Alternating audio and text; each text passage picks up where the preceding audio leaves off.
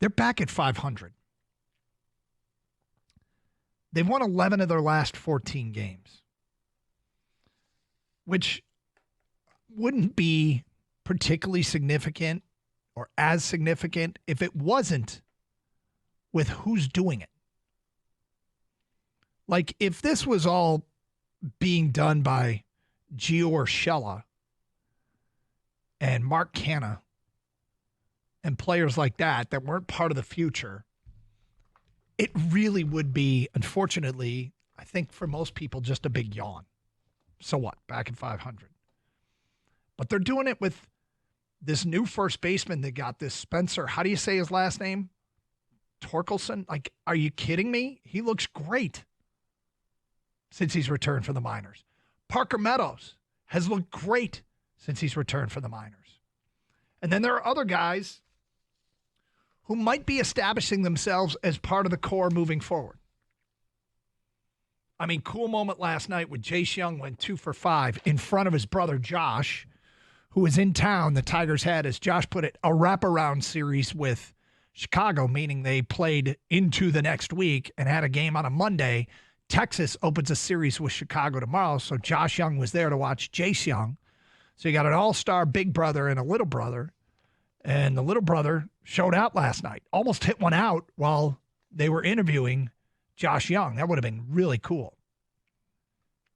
But they're doing it while they're playing guys like Dylan Dingler and Trey Sweeney. They're doing it without a pitching staff. What the hell is going on? Again, if it were with Urshela and Canha and McKinstry leading the way, although McKinstry made a heck of a play on a what would be double the left field where he got the ball in so quick, they almost picked the runner off, scrambled back to first. But, this is why I am interested.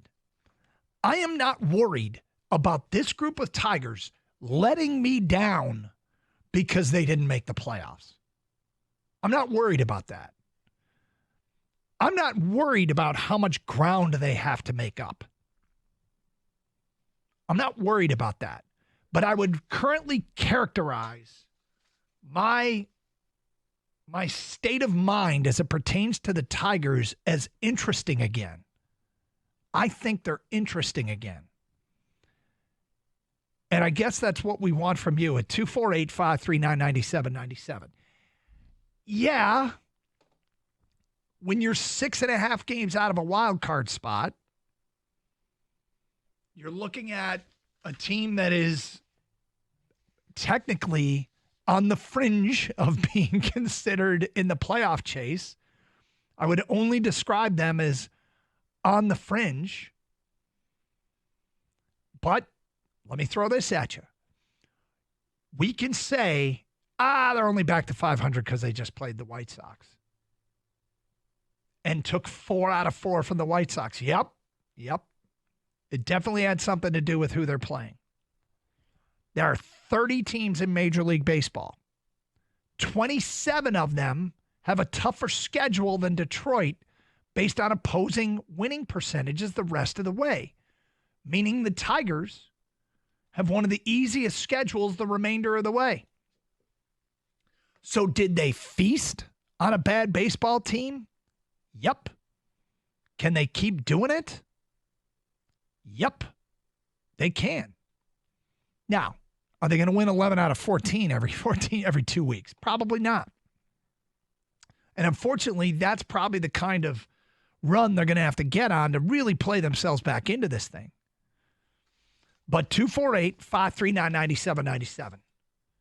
I want to know, Tiger fans and just Detroit sports fans, you tell me right now, how would you describe your level of interest in this team right now? Basically, what's your current state of mind as it pertains to the Tigers?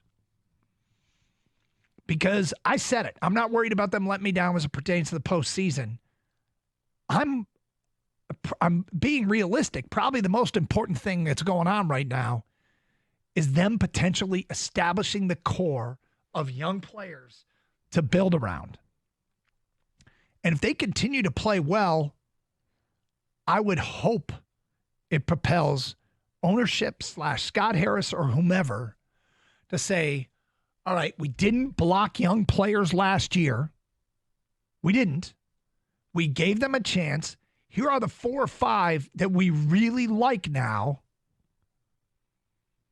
And let's go ahead and add at positions where there's not immediate help from a young player.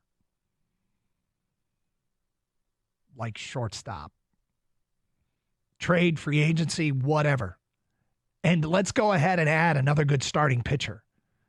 Because as much as A.J. Hinch, along with Chris Fetter, are doing an amazing job of piecing this thing together with undecided going 2 out of every 3 games now, 2 out of every 5 games now. I mean, hell, Tom Milliken brought up in the morning show today, are they going to actually reconsider calling up Jackson Jobe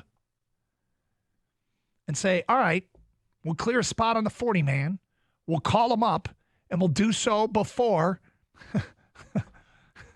brace yourself, before September 1st so he could be on a playoff roster? Would they actually consider doing that? Seems awfully unlikely. But hey, man, like I said, I am now finding them to be very interesting.